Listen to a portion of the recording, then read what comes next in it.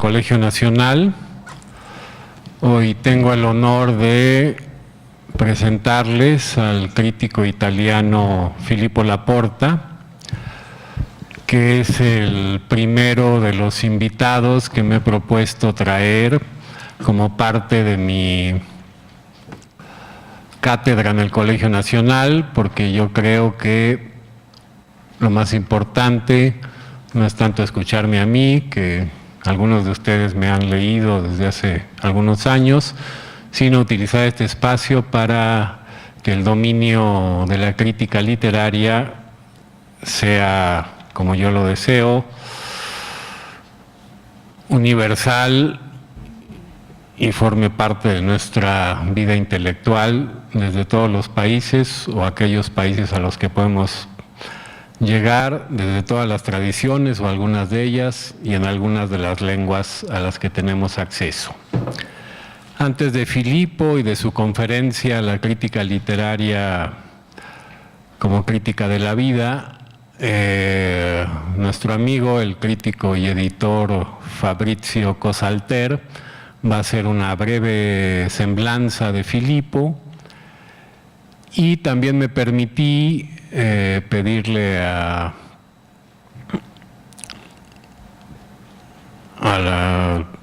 mis colegas aquí en el Colegio Nacional que les dieran un ejemplar de la revista Letras Libres de este mes de abril, en el cual sale un ensayo mío sobre Filippo Laporta para quien quiera profundizar en su obra, porque desgraciadamente el conocimiento que tenemos de la crítica literaria que se hace en otros países no es muy profuso en México, y espero que con actividades como esta superemos eso. Sin más, les vuelvo a dar las gracias y les cedo la palabra a Fabrizio. Buenas tardes. Es un gran placer para mí poder presentar hoy aquí a Filippo Laporta, y ante todo deseo agradecer a todos los que hicieron posible esta conferencia y su estancia en México, el Colegio Nacional, la Universidad del Claustro de Sor Juana y el Instituto Italiano de Cultura, además del mismo Filippo y de Christopher Domínguez Michael. Filippo Laporta nació en Roma en 1952 y desde luego es uno de los más agudos y en mi opinión originales críticos y ensayistas italianos contemporáneos. Ha colaborado y sigue colaborando en algunos de los periódicos y de las revistas más importantes de las últimas décadas, entre otros, menciono tan solo entre los varios a Quaderni Piacentini, a Linea d'Ombra, al Manifesto, al Corriere della Sera, al Sole 24 Ore y al Messaggero.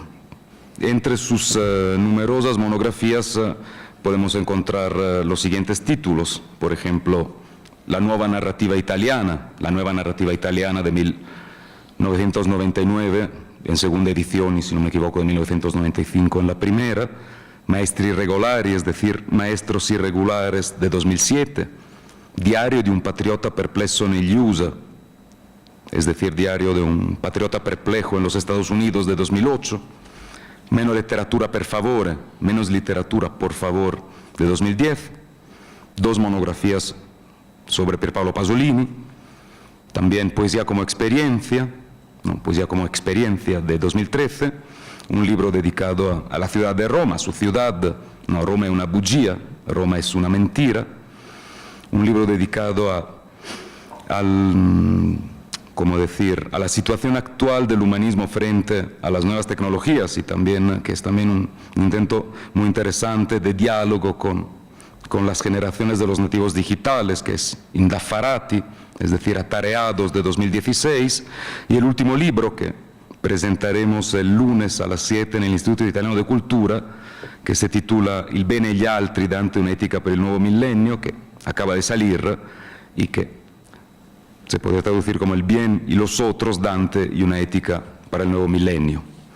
Yo conocí por primera vez los escritos de Filippo Laporta hace más de 20 años, cuando todavía era estudiante, y cuando empecé a leer ante todo las desternillantes para mí reseñas, muy irreverentes, muy interesantes desde luego, que aparecían en varias revistas y en el diario El Manifesto y que luego fueron recogidas en el volumen La Nueva Narrativa Italiana, ¿no? Todas ellas reseñas dedicadas a los estilos, a las máscaras, a los disfraces, a los vicios y a las virtudes del mid-cult a la italiana. Y en esa afortunada radiografía de la producción literaria de finales del siglo XX encontré, por así decirlo, la cifra de un ensayismo personal anómalo y apasionante. Un ensayismo en el cual se fundían de manera, para mí, extraordinariamente persuasiva la sátira y la crítica de la cultura, el análisis de la experiencia contemporánea y la reflexión antropológica en torno a las costumbres y al carácter nacional de los italianos. Desde entonces nunca he dejado de leer los libros de Filippo, que representan otros tantos ejemplos de crítica militante en la más noble de sus encarnaciones, la que reúne precisamente el compromiso civil con un presente conflictivo y a la vez la reivindicación siempre problemática de una tradición que corre riesgo de desaparecer. Para comprender a fondo la peculiar modalidad de crítica que caracteriza la obra de Laporta, habría que mencionar su insobornable fidelidad a unos maestros irregulares, ¿no?, como los define en el libro cuyo homónimo. Es decir, figuras como Nicola Chiaromonte, como George Orwell, Simone Weil, Albert Camus, Ignazio Silone, Arthur Koestler, Carlo Levi, Hannah Arendt, Christopher Lasch, Ivan Illich y Pierpaolo Pasolini. A todos estos, yo personalmente agregaría también las figuras ejemplares de los grandes críticos escritores del Novecento, del siglo XX italiano. Por ejemplo, de Giacomo de Benedetti y Giovanni Macchia a Paolo Milano y Cesare Garboli. Además, naturalmente, de sus amigos, cómplices y, en cierta medida, hermanos mayores, Alfonso Berardinelli y Pier Giorgio Bellocchio. Para mí, se delinea así una genealogía intelectual, literaria y existencial que se confunde con la vida y que, en cierta medida, parece dibujar un destino. Porque de cada uno de los textos de Filippo Laporta se desprende una profunda, inagotable y apasionada curiosidad por lo real, al punto que me gustaría definirlo de la misma manera en que él definió a Pierpaolo Pasolini, un gnóstico enamorado de la realidad. Huelga decirlo, pero Filippo Laporta es un gran escritor lector, el escritor como lector al que quiero celebrar dedicándole esta cita de sobras conocida de Cesare Garboli. Existen, en mi opinión, los escritores y los escritores lectores. El escritor arroja las palabras al espacio y estas palabras caen en un lugar desconocido. El escritor lector va a recoger esas palabras y vuelve a llevarlas a casa, devolviéndolas al mundo que conocemos. No se trata de la misma distinción que media entre autores y críticos. Esta distinción es profesional y atañe a los sindicatos. La distinción entre escritor-escritor y escritor-lector atañe a todo escritor y a todo lector. Es un espejo, el espejo gracias al cual el mundo sigue siendo el mismo y no se acaba nunca. Pues ya, para concluir, nada más quiero recordar, por así decirlo, que las travesías de Laporta, felizmente inactuales y a la vez profundamente arraigadas en la contemporaneidad, siempre remiten a una forma específica del arte del ensayo, ese género literario que él reivindica constantemente con su obra y a través del cual Filippo logra avizorar con valor, con denuedo y con atrevimiento el horizonte caduco de nuestro pasado y de nuestro porvenir. Muchas gracias.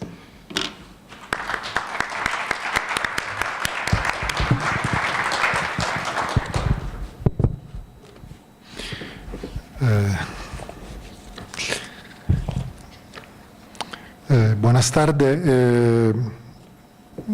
Me disculpan porque mi español es un poquito oxidado.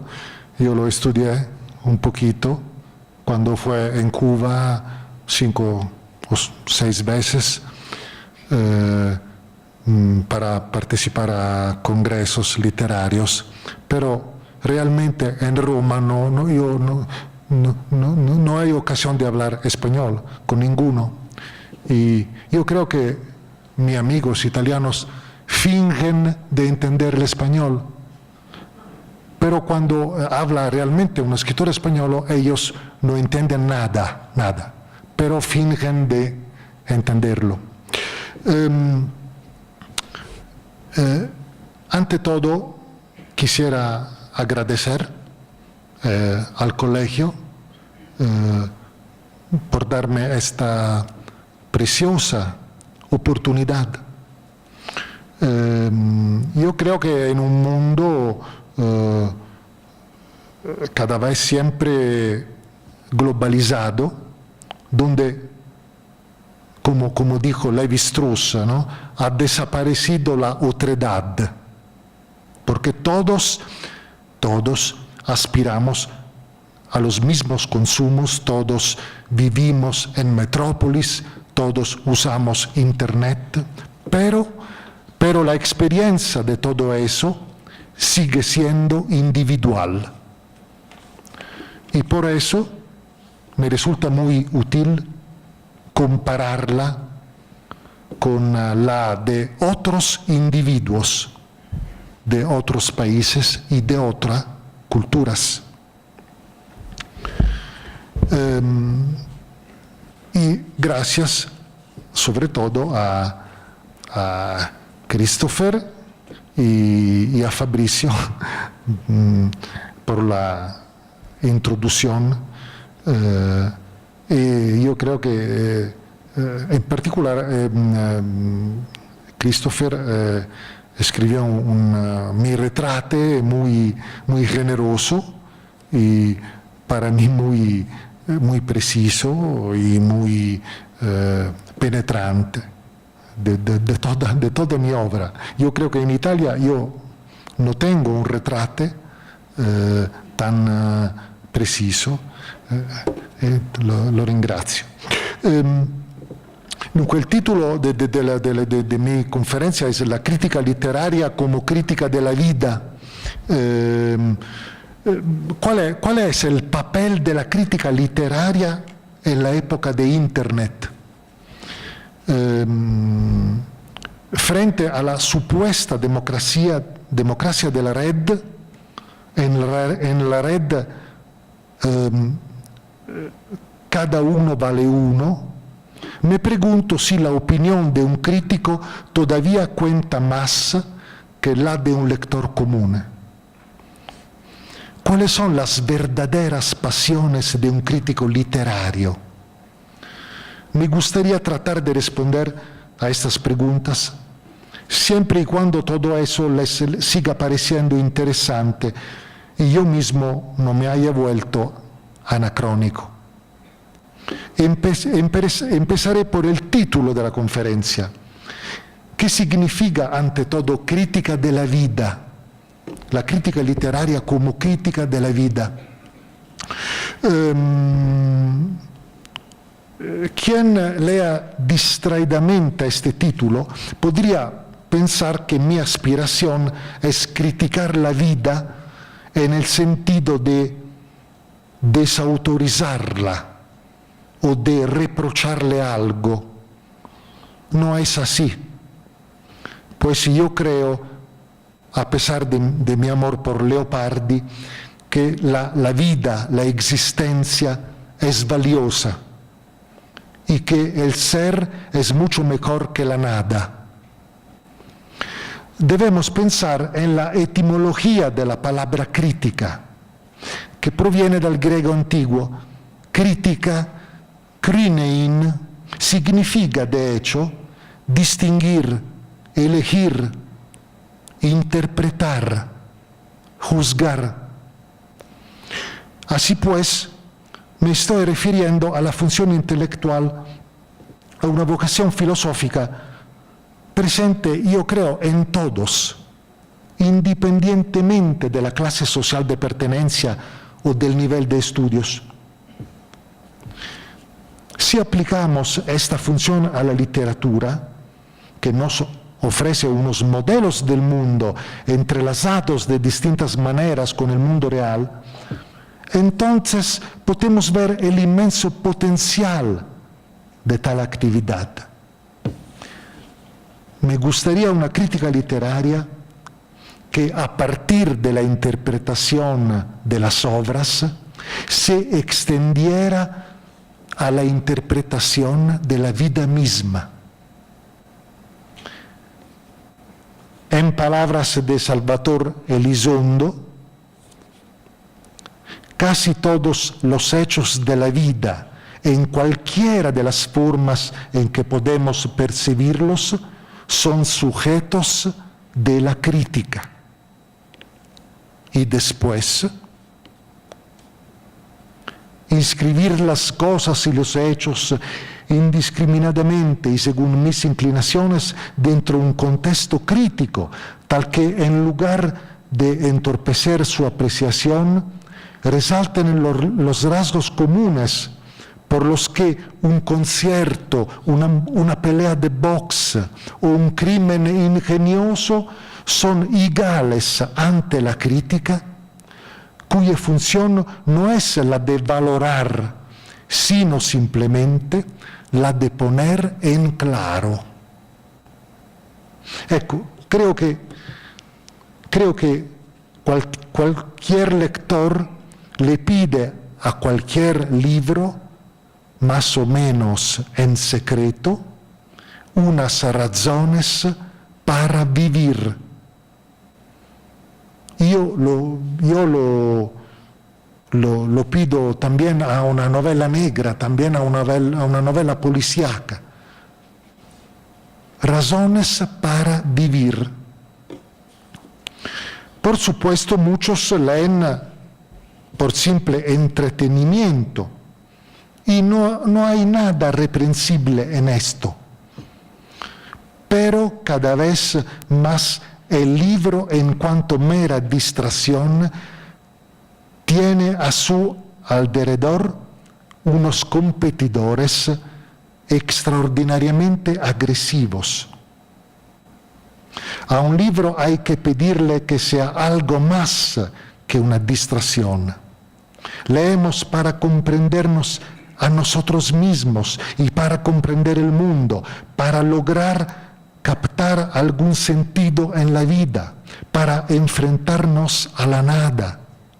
Kafka dijo con una imagen muy bella que, sin embargo, en Italia ya se ha vuelto casi ampelagosa, pero es muy bella.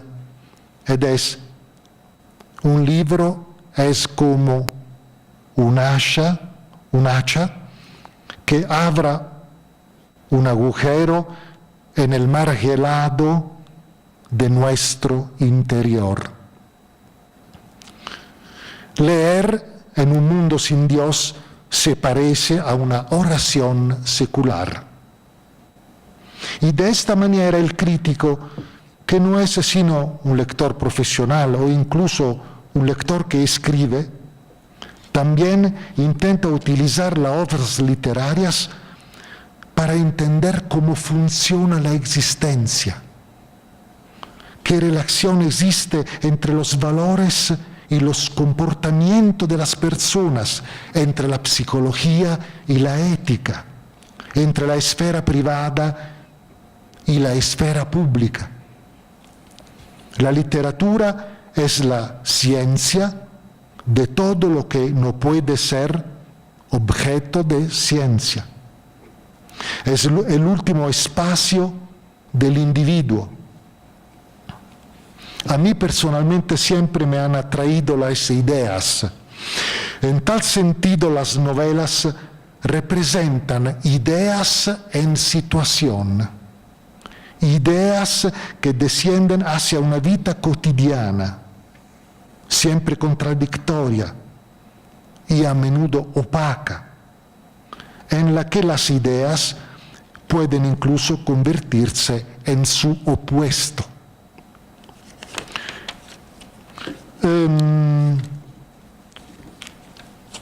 La utopía de la crítica, sí, mi personal utopía, es existir públicamente como un individuo. ¿En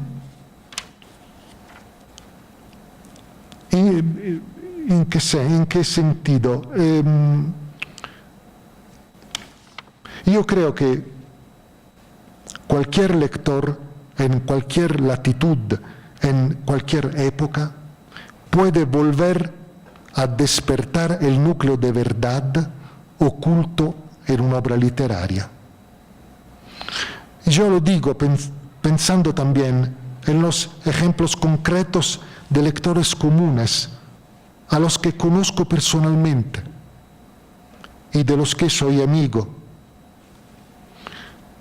Por otro lado, yo creo que el mejor crítico militante significa en Italia el crítico que escribe en los periódicos.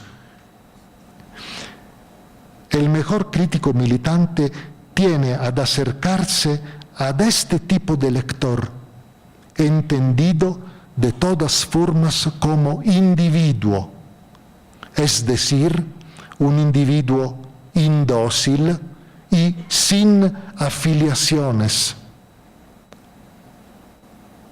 Y aquí nos acercamos a los límites de ese algo llamado crítica militante, que consiste no tanto en la interpretación de la producción literaria actual, sino en el uso de esa obra de cualquier época a fin de cuestionar de manera frontal nuestro presente. El crítico, según Franco Fortini, que es uno de los mayores críticos y ensayistas italianos de la segunda mitad del siglo XX, el crítico puede decirlo todo acerca de un objeto limitado como una novela, y en esto goza de una libertad absoluta. Esa es la libertad de un crítico.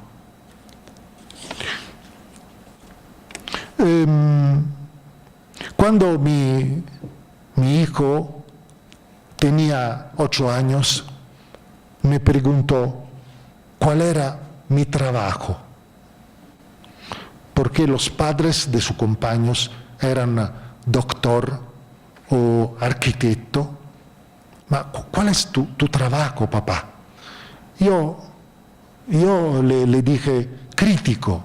¿Qué significa crítico? Tú criticas todo. ¿Qué significa?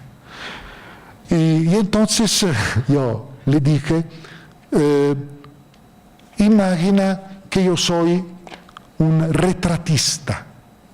A mí me gusta sobre todo hacer retratos, como Tiziano, por ejemplo. Retratos de los escritores. Entonces tú logras a imaginar el crítico como un retratista. Yo creo que los críticos son retratistas, historiadores de las ideas, moralistas, psicólogos de la cultura, analistas de las costumbres sociales, ideólogos. ¿Por qué entonces fingimos ser críticos literarios? Ante todo porque esto nos garantiza un público. Yo creo que en Italia yo tengo un público de 1.000 personas, 10.000 personas, yo no lo sé, pero tengo un público y puedo dialogar con este público sobre cualquier tema, a partir de una novela, a partir de un cuento. Esa es la ocasión, pero tengo este inmenso privilegio, esta libertad de hablar de algún argumento con mi público, a partir de una ocasión concreta, a partir de una ocasión específica. Una vez tuve un sueño. En el sueño yo lograba demostrar en el pizarrón así como se demuestra un teorema matemático, la absoluta y para mí evidente mediocridad, por ejemplo, de las novelas de Umberto Eco. Pero, lamentablemente, era solo un sueño. En la realidad, las cosas funcionan de manera diferente. Por la sencilla razón de que la crítica no demuestra nada, no puede demuestrar nada. Aunque por un momento, e incluso durante un par de décadas dominadas por el estructuralismo, haya cultivado esta ilusión, creyéndose una ciencia.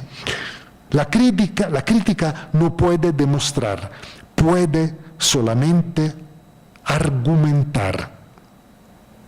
Su terreno es el de la argumentación y de la persuasión.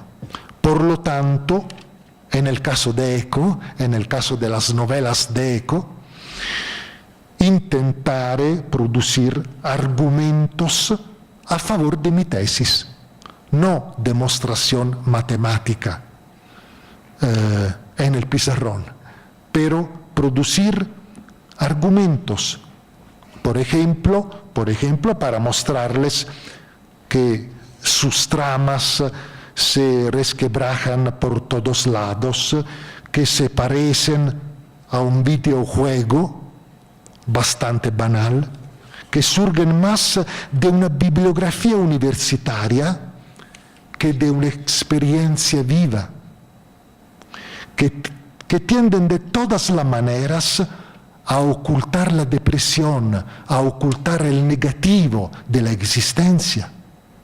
Y trataré de hacerles reflexionar sobre el hecho de que sus novelas tienen éxito porque nos hacen sentir más cultos, más inteligentes. Cuando uno lee Umberto Eco, se siente más inteligente. Honestamente, yo solo puedo hacer esto. Puedo solamente argumentar. Yo creo que en la democracia de la red, donde cada uno vale uno, la única autoridad es la aptitud para la argumentación, que no está ligada esa autoridad a un papel institucional o a un estatus particular o a un mérito previo. Yo creo que la crítica es sobre todo el crítico, no es una metodología, no es una escuela. La crítica es el crítico, el individuo. El crítico, es decir, un individuo concreto, con su cultura, con su sensibilidad, con su imaginación, yo espero con su buen oído para la lengua, con su gusto, incluso con su visión política de la realidad.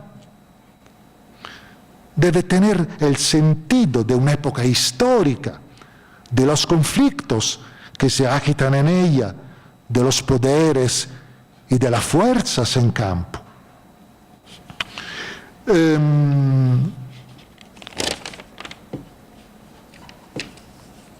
Yo creo que en la red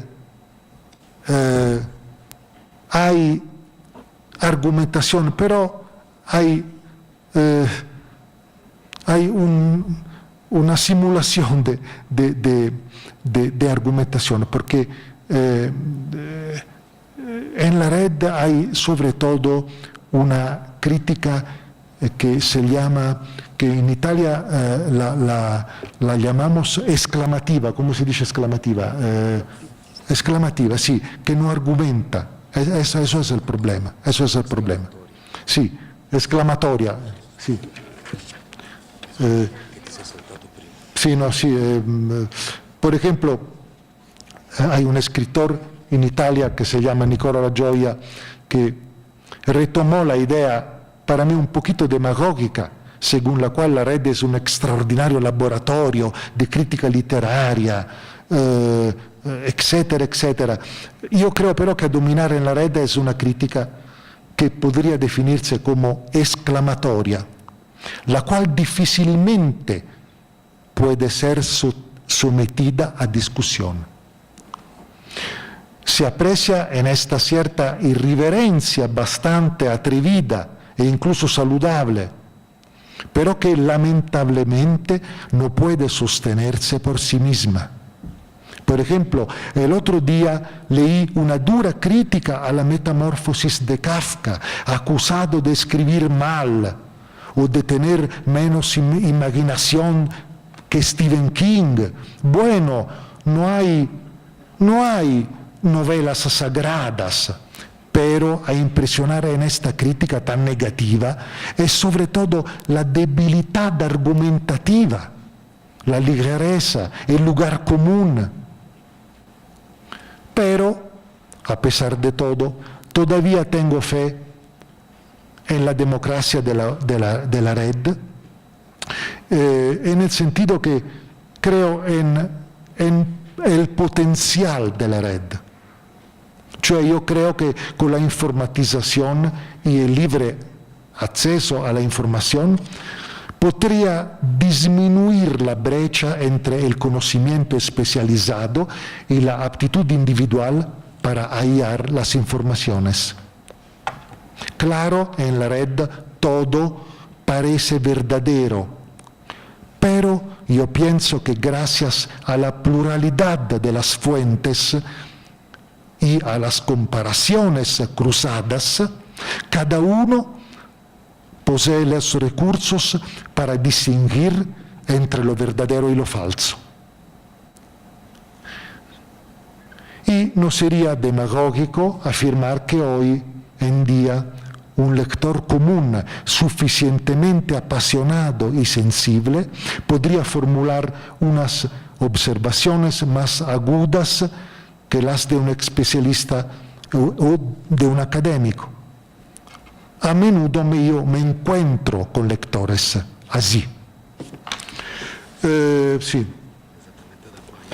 Sí, sí.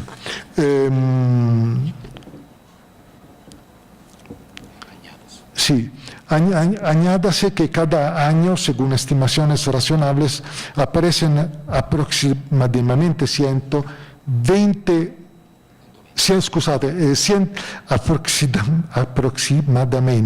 120 novelas italianas de algún interés que un crítico debería leer.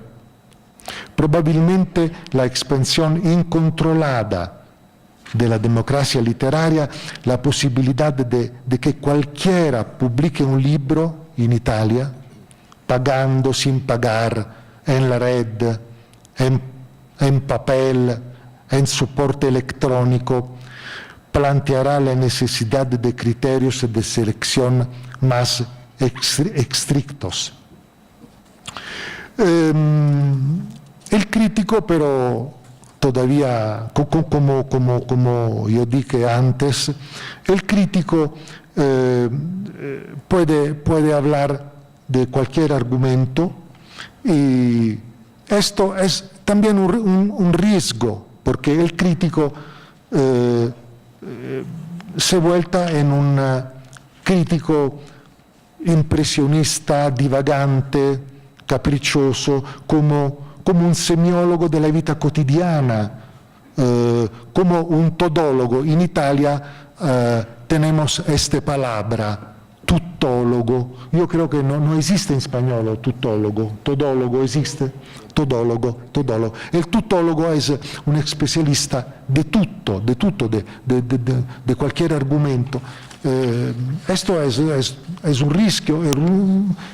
Como yo le dije, Franco Fortini dice que ejercer la crítica significa poder hablar de todo a propósito de una ocasión concreta. io credo che, no, un po' tagliato perché, io creo que en este sentido el crítico literario comienza a convertirse en el redivivo crítico de la ideología. La crítica de la ideología fue una expresión de los años 70, que significa un crítico capaz de leer críticamente como texto cualquier tipo de escritura, cualquier producto cultural, cualquier forma del imaginario colectivo, como dijo Salvador Elizondo. Por supuesto, el crítico militante puede hablar de todo, simulando cierta airosa competencia, pero su fuerza se deriva de la relación ineludible con un público y con los textos.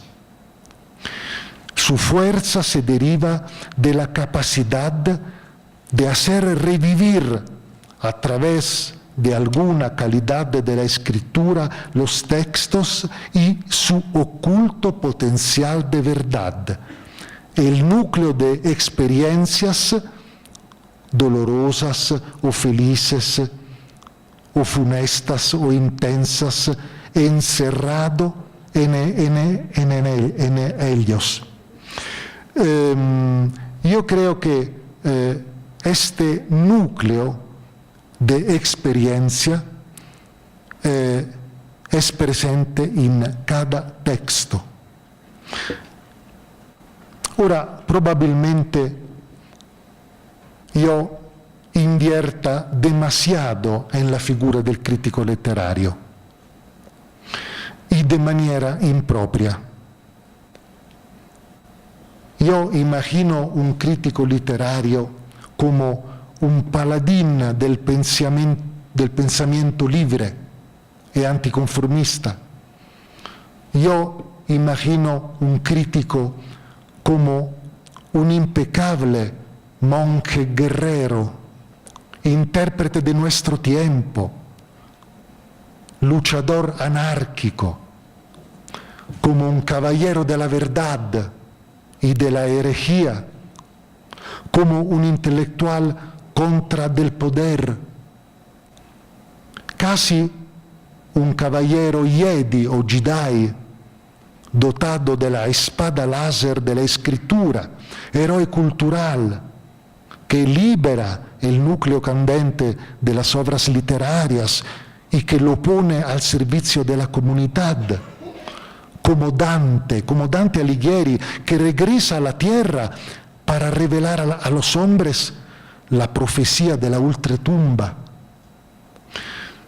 Podrá asumir sobre sus pobres hombros unas tareas tan grandiosas el crítico literario. Probablemente no. Sobre todo si pensamos en sus continuos problemas de supervivencia material. El pobre crítico, casi un proletario de la industria cultural, tiene que negociar constantemente artículos y honorarios con los periódicos en los que colabora. Yo escribo sobre muchos periódicos y revistas y el mensaje subterráneo de todos los periódicos es: sí, querido crítico, querido Filippo Laporta, tú eres importante, pero tú no eres insustituible. Recuérdalo. Entonces, yo creo que tengo de hacer también muchos compromisos en todas las formas con los periódicos. Pero yo creo que la figura del crítico literario, y como la llamo del crítico militante, el crítico del presente el crítico que escribe en los periódicos. Esta figura, sin embargo, sigue siendo una figura de referencia, por lo menos en cuanto metáfora de una actitud heroica, rebelde, crítica hacia la literatura y, como dije, hacia la vida, que es aptitud que yo creo es de todos y que representa esa aptitud crítica, el jugo, la última verdad de la siempre culpable civilización occidental. Gracias. Ho saltato qualche cosa per dare le conclusioni. Va bene, comunque. Pues muchas gracias a Filippo por su conferencia. Voy a hacer unos breves comentarios y después pasaremos, sobre todo Filippo, a quien por fortuna están dirigidas la mayoría de las preguntas, a una ronda en que Filippo dialogará directamente con ustedes a través de las preguntas que nos han hecho el favor de hacernos llegar. Bueno, primero debo decir que prometo que la próxima vez que invite a un crítico literario voy a invitar uno con el cual no esté tan de acuerdo. Invitaré a alguno con el que haya más diferencias y más posibilidad de confrontación, pero en esencia, y no es casualidad que lo haya yo querido invitar, estoy de acuerdo con la visión que tiene Filippo de la crítica literaria. Sobre todo me gusta mucho que hable del crítico y no de la crítica, porque yo he hecho toda mi obra a partir de jugar con la figura del crítico como personaje, lo cual desde luego tiene la inverecundia, la falta de modestia de pretender a veces el autorretrato. Entonces yo creo que los críticos somos individuos, exactamente como dice Filippo, y como él también lo sugirió, somos frecuentemente acusados de lo que se diría en México de ser maestros en todo y doctores en nada, es decir, todólogos. Por eso a quienes somos críticos militantes, en el sentido que se usa en Italia, es decir, que hemos hecho nuestra carrera en el periodismo literario, nos ven con muy malos ojos aquellos que creen, que profesan o que inventan teorías literarias. Algunas de ellas, muchas de ellas diría yo, no sé si Filippo está de acuerdo conmigo, extremadamente interesantes, de las cuales todos nos hemos nutrido y de las que podemos hablar en otra oportunidad, pero que, como dice Filippo, no logran el efecto de comprobar. Son argumentaciones, tan válidas o no con las nuestras, a diferencia de que yo sí creo que el relativismo de esas teorías literarias no garantiza su autoridad, y que la autoridad sí dimana del crítico, de la sanción de sus lectores, de la capacidad de diálogo, de comunicación y sobre todo de conflicto. Yo creo que el conflicto es la esencia de la crítica literaria. Desde luego que el título de la ponencia de Filippo me recordó aquella frase de Matthew Arnold, de que la literatura es la crítica de la vida. Y yo creo que Filippo se pone del lado de esa clase de críticos que piensan que la literatura es, antes que un lenguaje cerrado, hermético, aislado, autónomo, es una experiencia del orden existencial, que puede ser política, que puede ser religiosa, que puede ser erótica, pero que es una experiencia abierta a la idea de ciudad, a la idea de ciudadanía.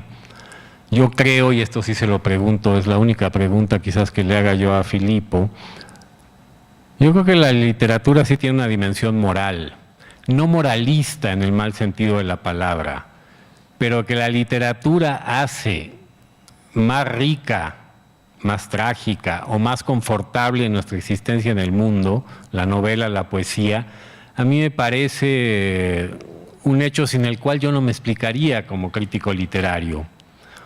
Lo cual no quiere decir que no podamos penetrar hasta la mayor profundidad posible en las estructuras de las novelas o de los poemas. Pero pienso como Filippo en que la literatura son ideas en situación y esa situación es la nuestra, la de los lectores. Me gustaría hablar de los maestros de Filippo, pero no tenemos tiempo. Los remito al texto que algunos de ustedes tienen en sus manos. Y termino con la cuestión de, hay algunas preguntas al respecto, del Internet, la red y la crítica literaria.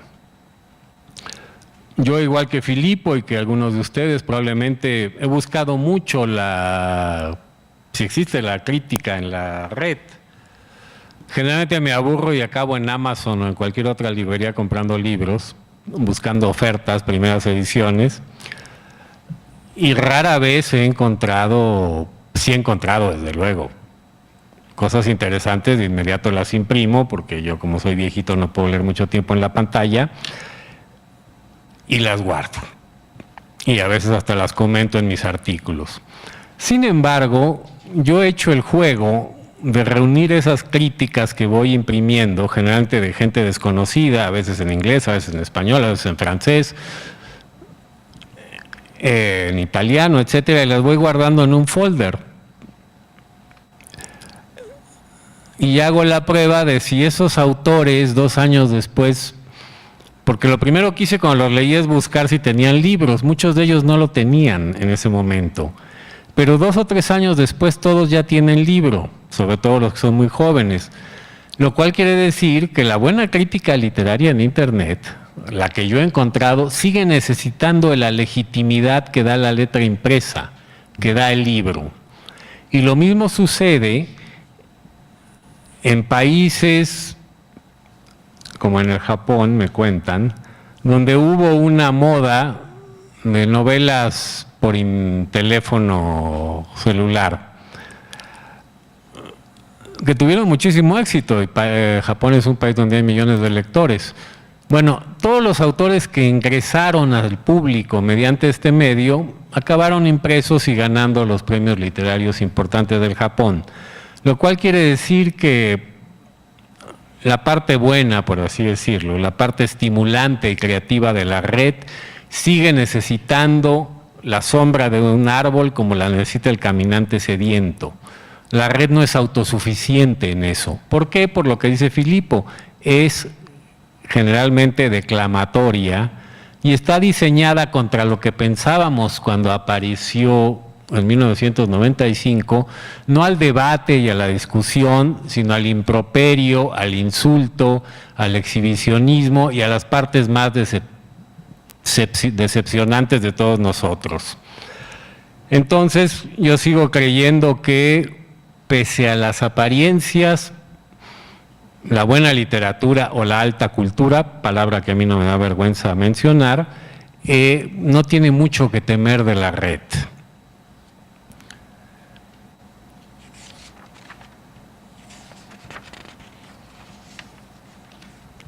Finalmente, a mí me gusta mucho en Laporta la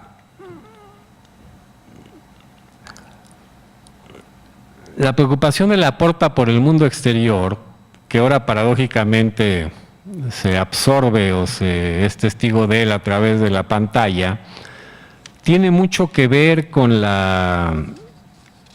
una frase que él cita, que a mí me gusta mucho también, de Charles Péguy, que dice que los padres de familia somos los aventureros del mundo moderno. Ajá. ¿Esto qué quiere decir? que la literatura, para un crítico como Laporta, o para mí también, sigue siendo, y vuelvo, una experiencia moral, una forma de educación en el sentido socrático de la palabra. Y yo creo, y con esto termino, que sí, en efecto, la crítica literaria que realmente vale la pena es una crítica de la vida.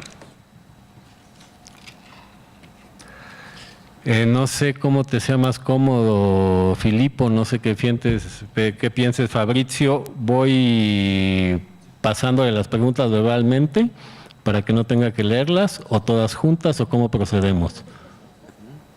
¿Todas juntas? ¿Una a la vez? Bueno.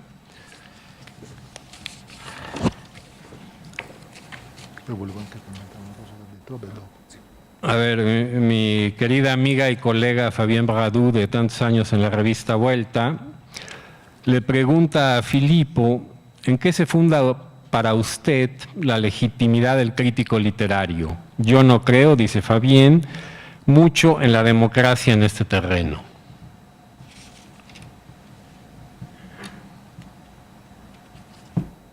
Su cosa si fonda la legittimità? Non crede nella democrazia. Sì.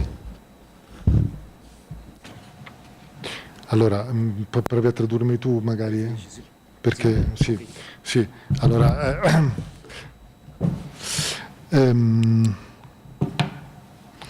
la legittimità del critico è sempre relativa. Il critico deve costruirsi una sua legittimità con un pubblico.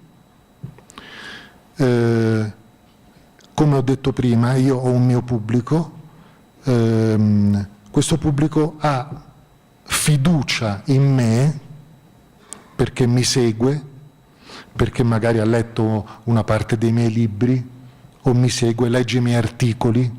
Ecco, la mia autorevolezza, la mia legittimità nasce da questo rapporto di fiducia che ha il pubblico con me, un pubblico con cui io dialogo anche negli incontri pubblici. Quindi è una legittimità, come dicevo prima, è un'autorevolezza non oggettiva, non ha niente di scientifico. È fondata sulla fiducia, a sua volta fondata sulla mia capacità di argomentazione. Questo. Sì. Bueno, se trata de una legitimidad y de una autoridad relativas, desde luego ni objetivas ni científicas, y que dependen, en cambio, de la construcción de una relación con un público, de cómo el crítico se relaciona con su propio público que va construyendo tanto, evidentemente, al escribir y al ser leído, cuanto también en los constantes encuentros públicos que, en el caso particular de Filippo Laporta, él entretiene realmente muy a menudo con un público al que en parte llega a conocer. Por lo tanto, se trata de una legitimidad que nace únicamente de una relación de confianza, del público que está acostumbrado a leerlo, que incluso lo sigue a veces desde hace décadas, que lo sigue en sus migraciones de un periódico a otro, y che in muchos casos también ha llegado a leer algunos de sus libros. Aggiungo solo, a volte il rapporto con questo pubblico di lettori può essere un rapporto conflittuale. Qualche volta io ho litigato con il mio pubblico perché magari ho stroncato qualche scrittore come Baricco o Camilleri, quindi è un rapporto anche drammatico, conflittuale, però è un rapporto, ripeto, fatto di confronto e argomentazione. A veces también esa relación ha sido conflictiva. Incluso ha llegado el caso de que Filippo haya discutido, incluso se haya peleado con algunos de sus lectores, porque, como ha ocurrido en ciertos casos, ha escrito una crítica considerada demasiado, excesivamente negativa, por ejemplo, de un libro de Alessandro Baricco o de Camilleri. Pero es una relación que precisamente por esto, también por ser a veces conflictiva, siempre surge de una relación que también es directa. Bueno, aquí hay una pregunta escéptica. El profesor Torres le pregunta a Filippo si en realidad no tiene usted algún método, aunque no sea explícito, pero ahí está, un método secreto de crítica literaria.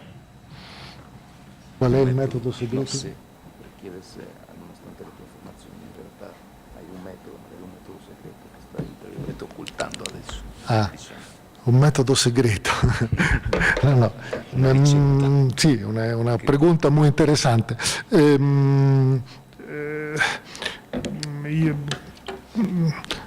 Quando, puoi dire questo, quando scrivo una critica, io uso metodologías diferentes, ¿no?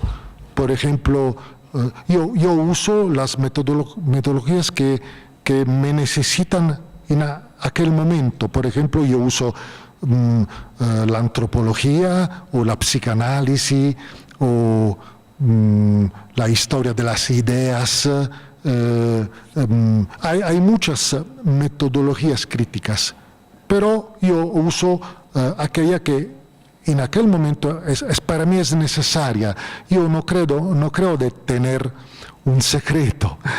Quizás me sucede que cuando leo una novela sobre la cual tengo que escribir una recensione, come si dice? Una rassegna, ecco, sì, una rassegna. Por menudo no me llega nada, ninguna idea. Entonces, yo no sé qué decir sobre esta novela, pero yo la leí. Y sucede que, por ejemplo, después 2 días o 3 días, hay como un clic, una iluminación, se puede decir, una iluminación, sí, y descubro aquella que es para mí la verdad de esa novela. La verdad está en una sola frase, así, o la verdad es en aquel personaje. Pero para mí es como una revelación. O sea, quizás que el secreto es proprio io potrei dire, questo è come un approccio che può sembrare mistico, perché io parlo di una illuminazione, però puoi dire che la critica è fatta anche di pazienza e di attesa. Es un enfoque que puede parecer hasta místico, pues hablo de iluminación, de un momento de revelación, pero desde luego la crítica está hecha también de paciencia y de espera. Sí. Bueno, le preguntan a Filippo, pero me aluden a mí también en una pregunta que nos hace llegar Raúl Cortés Salinas.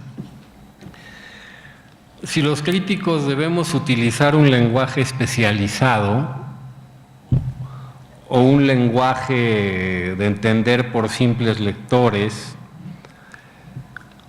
y aquí yo voy a decir algo antes de pasarle la palabra a Filippo. Es una situación muy difícil la que plantea esta pregunta, porque yo cada semana recibo los 2 tipos de críticas, a mis críticas.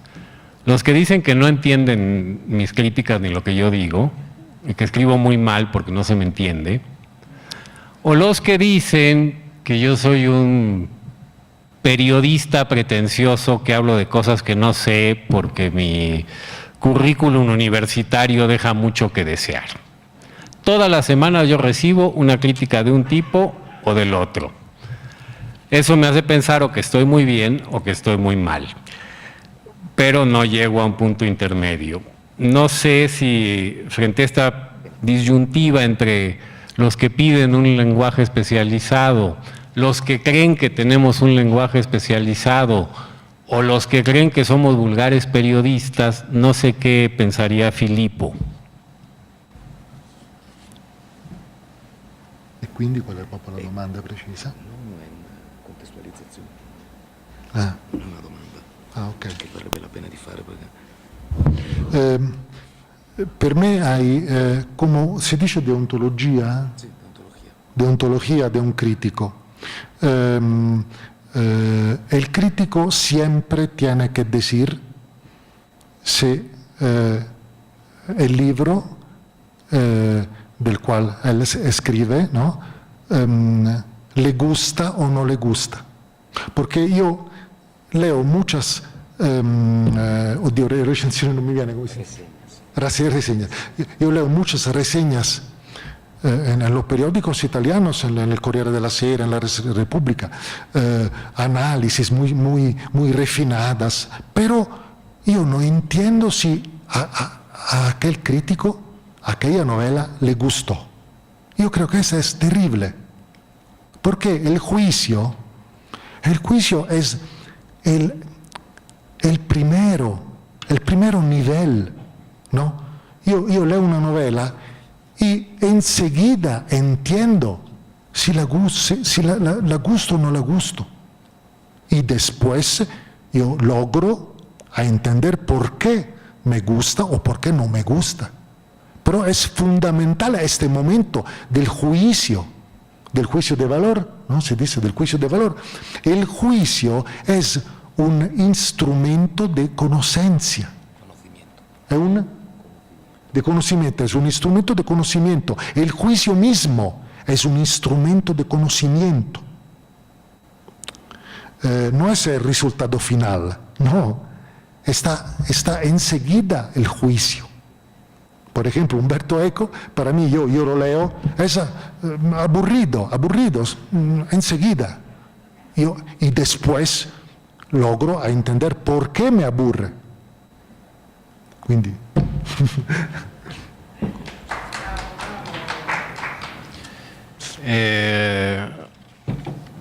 Mi colega Rafael Olea del Colegio de México pregunta si de alguna manera el público influye de forma directa por alguna vía en la selección de los libros que tú criticas.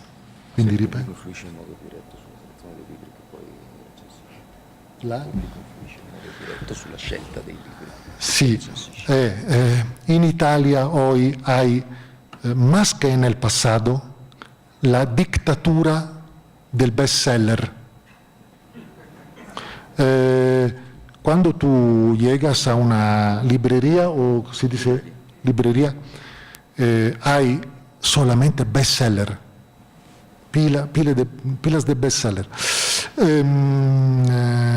Es una lástima, porque yo creo que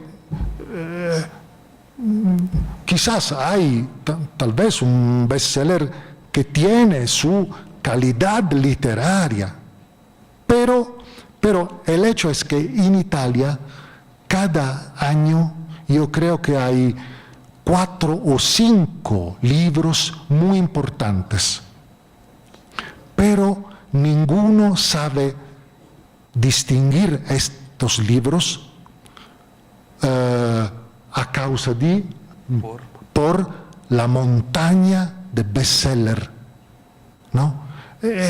Es difícil para un lector común en Italia distinguir los libros verdaderamente importantes, porque hay los bestsellers, ¿no? En televisión se habla solamente de los bestsellers, se habla solamente de los autores de bestsellers.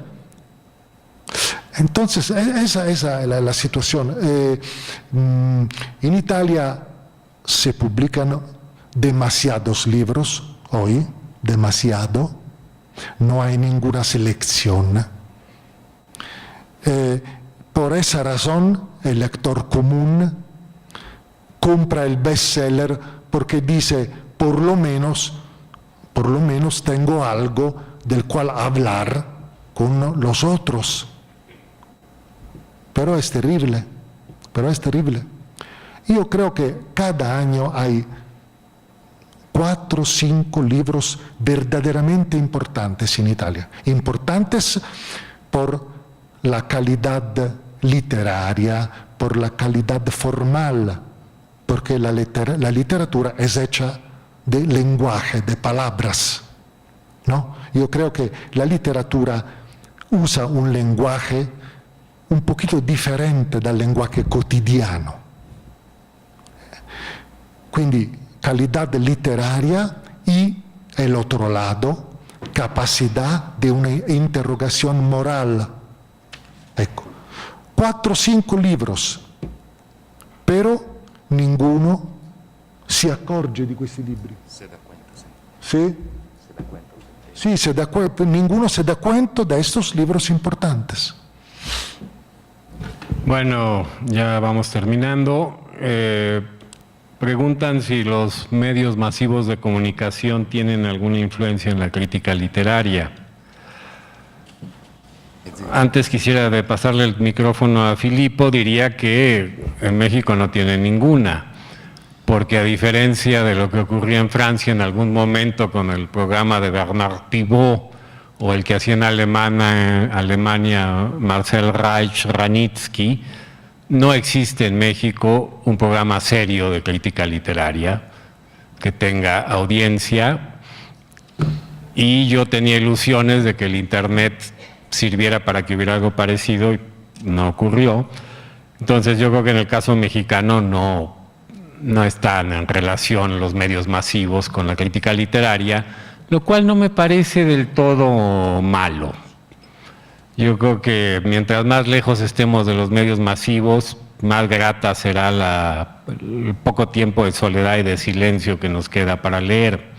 Concuerdo con Filippo que yo creo que en cualquier literatura, si acaso al año aparecen 4 o 5 libros importantes, no sé si inmortales, pero importantes, y que creo que la labor de los críticos es buscar esos 3 o 4 libros y hacerles publicidad. A mí me gusta esa palabra del siglo XIX en que decían que los críticos políticos, literarios, eran publicistas antes de la publicidad tal cual la entendemos nosotros. Yo creo que esa es una bella expresión. Y sí, a mí me gusta hacerle publicidad a un libro, a una novela, a un libro de ensayos, a veces a un libro de poesía, que creo que la merece. Pero bueno, Filippo, no sé si... otra cosa que quiero decir, también se lo pregunto yo a Filippo. Yo hace mucho que dejé de pelearme con la literatura popular, con los llamados bestsellers. Yo creo que primero siempre han existido y siempre existirán. Yo de joven insultaba y decía cosas horribles de estos libros que acaparaban la atención porque eran vacíos, porque eran inútiles, etcétera, etcétera, etcétera. Y de pronto me di cuenta, quizás con la madurez o la estupidización progresiva de la que somos víctimas los seres humanos, que eso era inútil, que esta literatura siempre va a existir y que, como dijo Filippo, hay gente que tiene derecho a leer porque le divierte. Esa gente creo que ya no lee, sino que ve internet y otras cosas más divertidas que leer libros. Pero yo creo que la batalla contra la cultura de masas nos ha hecho perder mucho tiempo y creo que hemos salvado a muy pocas almas, si ese era el objetivo. No sé tú qué pienses. Sí, me parece importante una cosa que antes dijo Christopher. No, la cita de Peggy sobre los padres. Ecco, yo creo que se escribe siempre para alguno. El hecho de escribir para alguno es lo que te da un estilo. Si tú no escribes para alguno precisamente, tú no tienes estilo. Io credo che cada mi libro io lo escribo secretamente para mi hijo. Io non sé si mi hijo me lee, verdaderamente io non lo sé. Quizás, tal vez yo dejo mis libros en el baño de mi casa y después descubro que mi hijo, sí, algo lee, pero yo no lo sé bien. Pero yo escribo para él. Y mi último libro es un ensayo sobre Dante y la comedia. Y por ejemplo, mi hijo me preguntaba, papá, Dante, ¿dónde me podría ponerme a mí? ¿Al infierno o en el paraíso? Digo, yo dije a mi hijo, el paraíso me parece demasiado, el infierno también, el purgatorio para ti, come si dice pigro? Perezoso. Perezoso, ecco. Perecroso. Froso, a ver, escríbemelo, no, porque yo nunca encontré esta palabra en español, entonces. Sí, y en el purgatorio hay un grande amigo de Dante que está en purgatorio porque en vida él fue perezoso. Se llama Belacqua y también en el purgatorio él es perezoso. Dante lo llama y él está así. Ecco, mi hijo me parece perezoso como el amigo de Dante, como el Belacqua. No, ma eso es importante para mí. Y el otro hecho es que vivir públicamente, existir públicamente como un individuo, significa un individuo es alguno sin pertenencia, es alguno idiosincrático. Los políticos, che vuol dire, come si dice, diffidano di me. Sí, los políticos en Italia desconfiandan de mí. Desconfiandan. Yo soy de izquierda, pero los políticos de izquierda siempre desconfian de mí. Porque para ellos io non soy, provo a dire questo, sono inaffidabile per i politici perché per loro sono troppo imprevedibile. Sí, los políticos no confían en mí porque para ellos soy demasiado imprevisible.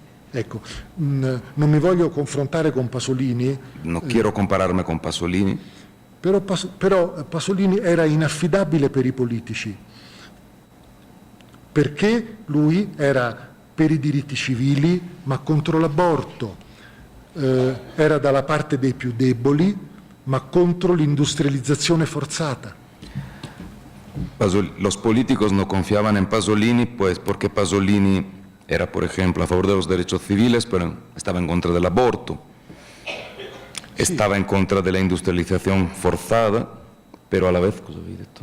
Sì, contro l'industrializzazione forzata, però sempre dalla parte dei sí, deboli. Pero y a la vez estaba del lado de los más débiles. Ecco, eso significa para mí existir públicamente como un individuo. Ecco. Finalmente, hay una cosa que me gustaría preguntarle a Filippo, porque una de las cosas que a mí me disgustan de la percepción internacional de la crítica literaria es que el público, pero también quien lo nutre o quien lo manipula, según se le vea, que son los grandes grupos editoriales, han introducido, en mi opinión, una cosa nefasta, que es la idea que la literatura es la narrativa, las novelas. Por fortuna, Filippo, que habitualmente es un crítico de narrativa, como lo soy o lo fui yo, tiene un libro sobre la poesía italiana e internacional que se llama La poesía como experiencia. Y a mí me interesa mucho, dado que si hay pocos críticos de narrativa, mucho menos los hay de poesía, por lo menos en México, que hablase un poquito, Filippo, de su experiencia como lector y crítico de poesía.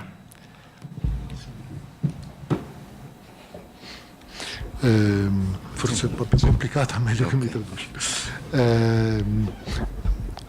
Solamente questo.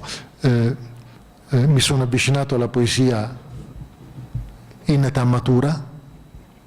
Me acerqué a la poesía en edad madura, en edad ya adulta, Perché ho realizzato questa cosa, che si può amare una poesia anche se non la capisci interamente, così come nella vita si può amare una persona anche se non la capisci del tutto. porque me di cuenta de que se puede amar una poesía aunque uno no la entienda del todo, así como en la vida se puede amar a una persona aunque uno no logra entenderla del todo. E mi piace anche il fatto che una poesia non si può riassumere. Nella comunicazione contemporanea ti dicono sempre prova a dire in 2 parole, non so, la filosofia di Heidegger o qualsiasi cosa, prova a dirlo brevemente, prova a riassumere. E invece la poesia non si lascia riassumere. La poesía no se deja resumir, por eso me gusta tanto, en una época en la que la comunicación corriente, en cambio, ¿no?, siempre llega a demandar a los individuos que lo que puedan o sepan resumirlo todo en 2 palabras, ¿no?